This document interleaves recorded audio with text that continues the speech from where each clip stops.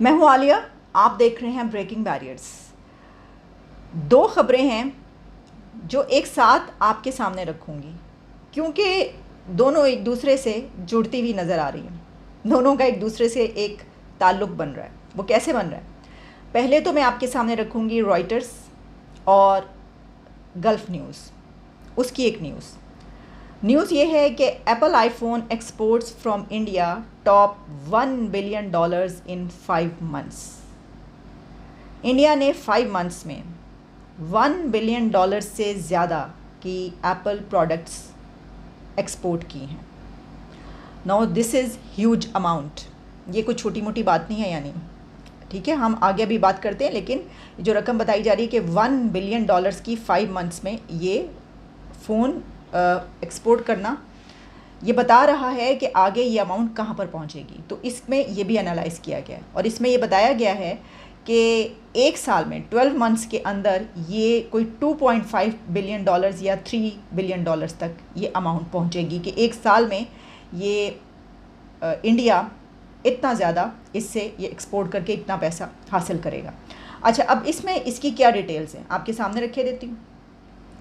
iPhone exports from India crossed $1 billion in the 5 months since April, according to people familiar with the matter. The South Asian nation is making progress with its bid to become a force in electronics manufacturing.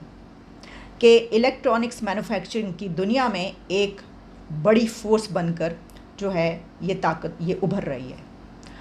और फिर इसके बाद इसको इस तरीके से analyse किया जा रहा है। ये मैं आपको खलीज टाइम यानी गल्फ़ न्यूज़ और इसके अलावा रॉयटर्स की खबर बता रही हूँ। फिर और भी जगहों पर ये पब्लिश हुई है, लेकिन मेरे सामने जो है इस वक्त जो ओपन है वो मैं आपको बता रही हूँ। अच्छा, इसमें ये भी बात कही गई है कि जो ये एक्सपोर्ट की गई है ये mainly Europe and middle east में की गई है, वहाँ पर गए हैं। और फिर are set to reach $2.5 billion in the 12 months through March 2023। अच्छा, इसमें ये भी कहा जा रहा है कि that almost double the 1.3 billion worth of iPhones India exported in the year through, जो कि मैंने आपको बता दिया। अब आपको याद होगा कि हमने अभी कुछ रोज़ पहले खबर दी आपको, वो भी पूरी दुनिया में वायरल हो रही थी, और वो ये थी कि अब ये फ़ैसला हुआ है कि जो आईफोन 14 है वो चाइना से एक बड़ा उसका जो है वो चंक उठाकर इंडिया ले जाया जा रहा है और वहाँ पर वो मैन्युफैक्चर होगा। अब हम ये नहीं कहते कि चाइना से ये सारा माल वहाँ पर पहुँच जाएगा और ये मार्केट जो है वो वहाँ पर चली जाएगी। ये इसलिए नहीं हो सकता कि इस वक्त देखें ना, पूरी दुनिया में जो सबसे बड़ा जाइंट जो एक्सपोर्ट करता है ये प्रोडक्ट्स वो चाइना है। तो ये कहा जाता है कि इसको तो कई साल लगेंगे, यानी अगर आप ये कहें कि मार्केट जो है वो वहाँ पर चली जाएगी इंडिया में, तो इसको तो बहुत टाइम लगेगा। अच्छा, वो तो ठीक है कि टाइम लगेगा अगर हम इस तरह देखें, लेकिन आप ये भी बात याद रखिए कि दुनिया जिस तेज़ी से बदल रही है ना, उसमें कब क्या हो जाए, किस तरीके से वक्त बदल जाए, किसके ऊपर क्या वक्त आ जाए आपको पता नहीं। यूक्रेन और रशिया वॉर शुरू हो गई, किसी को पता था। ताइवान की बात हो रही है, कुछ दिन के बाद क्या होता है आपको पता है। और अगर उस सूरत में ऐसा कुछ होता है, फ़र्ज़ करें, तो जो मुल्क जंग में वो होता है उससे तो लोग अपना वो उठा लेते हैं। लेकिन रशिया के साथ यूरोप ने जो क्या किया वो अलग बात है कि उल्टा यूरोप जो है वो उसको नुकसान उठाना पड़ रहा है, क्योंकि रशिया के पास एक बड़ी ताकत है, तेल, ठीक है। तो वो क्या बिगाड़ लिया, वो तो खुद अब उसके ऊपर उस बिना पर जो है वो उनको कर रहा है ब्लैकमेल के, ठीक है मुझे किया है तो अब ज़रा मैं तुम लोगों को बताता हूँ, ये अलग बात है। लेकिन क्या चाइना के हालात जो हैं वैसे ही रहते हैं और वो अपनी मार्केट नहीं जाने देती बाहर।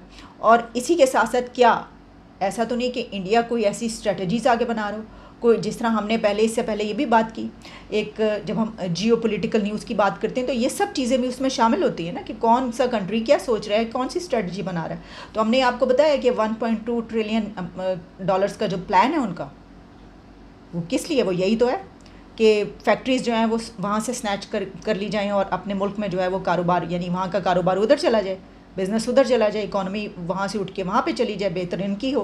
तो ये क्या होता है आइंदा आने वाले दिनों में हम कुछ नहीं कह सकते, ये तो हम, लेकिन ये बात अपनी जगह पर कि अभी तो सबसे पूरी दुनिया में जो सबसे ज़्यादा सब माल बनाता है और भेजता है वो चाइना ही है। अच्छा, अब इसके साथ मैंने कहा था एक और ख़बर जुड़ी हुई है, हमें इसको कैसे देखना चाहिए।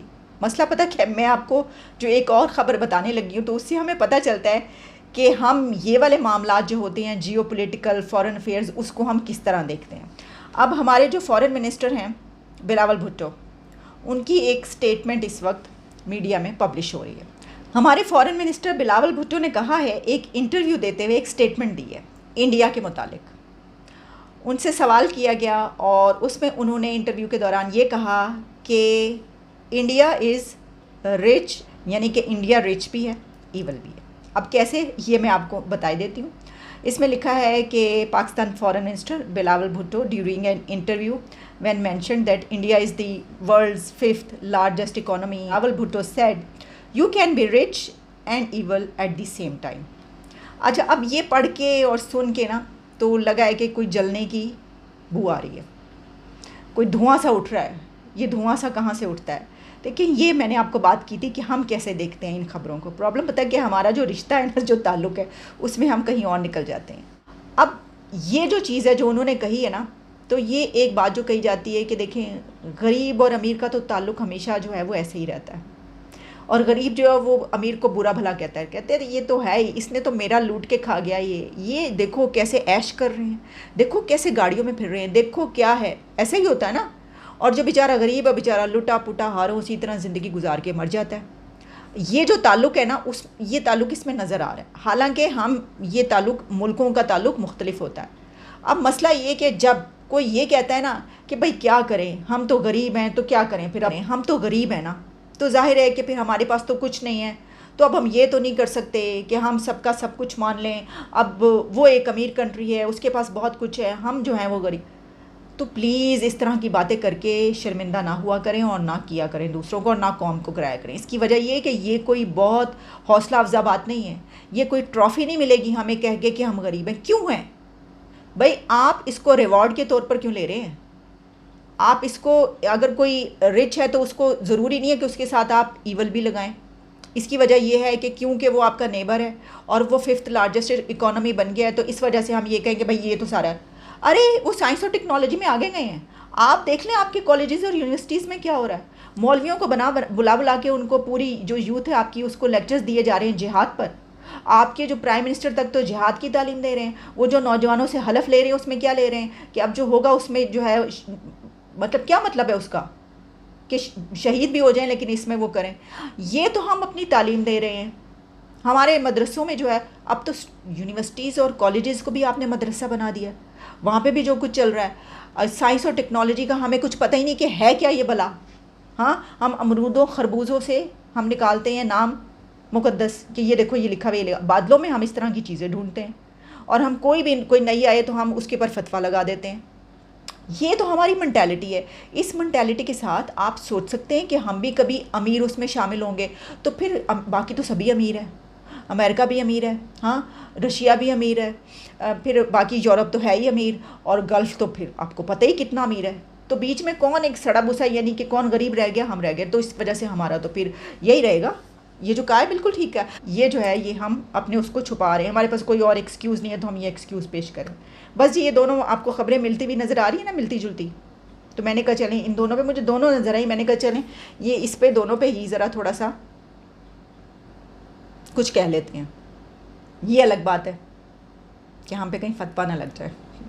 चलें, कोई बात नहीं, इजाज़त दें, दोबारा मुलाकात होती है।